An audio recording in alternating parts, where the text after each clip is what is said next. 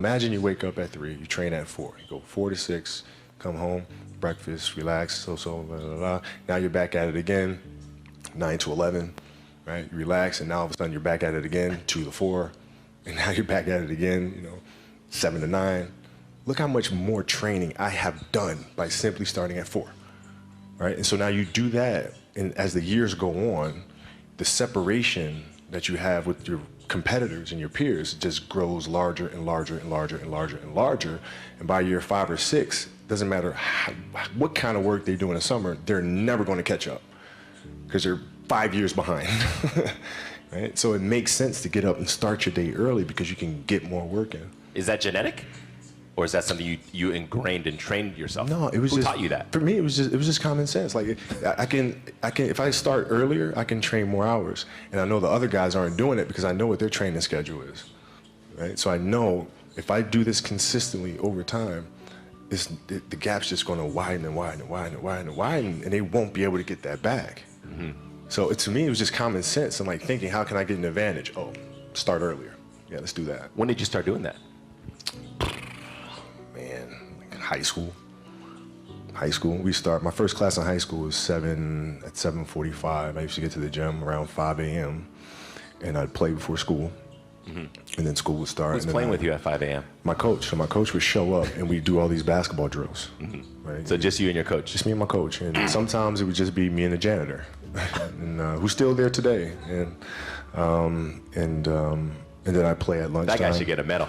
I hooked him up with a few things. But I play during lunch and then practice after, and then go home, do my schoolwork, and then watch a bunch of game film and games on TV and study film. Was that the only thing you've been obsessed about, basketball? Well, until recently, yeah.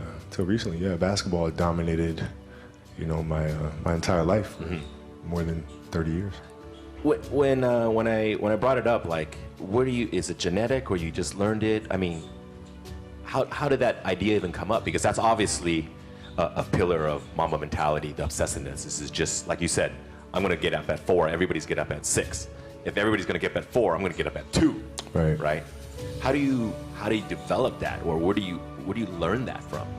Well, I think it's just, it's just a matter of what's important to you. And what's important to you. For whatever reason, I felt like I didn't feel good about myself if I wasn't doing everything I could to be the best version of myself. Mm-hmm. If I felt like I left anything on the table, it would eat away at me. I wouldn't be able to look myself in the mirror. Right? So the reason why I can retire now and be completely comfortable about it, because I know that I've done everything I could to be the best basketball player I could be. Mm-hmm. And so that's where it comes from for me. You can't leave any stone unturned. But the important thing to understand is you can't shortchange yourself. Like you're not cheating anybody but yourself. Right? I mean, you're tired. You're literally this far away from the line. Why would you not go that extra to touch the line? Right? So if I let him get away with that, right, all of a sudden he starts maybe to cheat something over here, right? Not give his best over here, not give his best over here.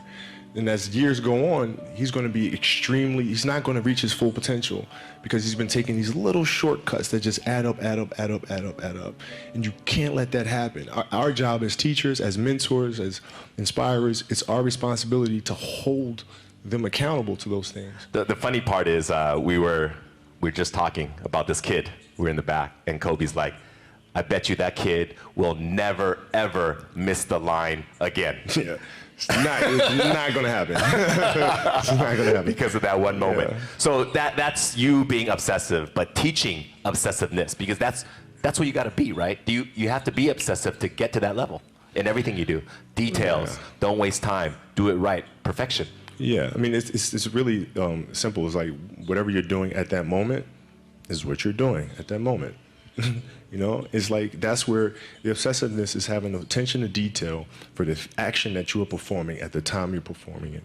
And if you can have that kind of focus, you can't help but to have a certain level of obsession or attention to detail.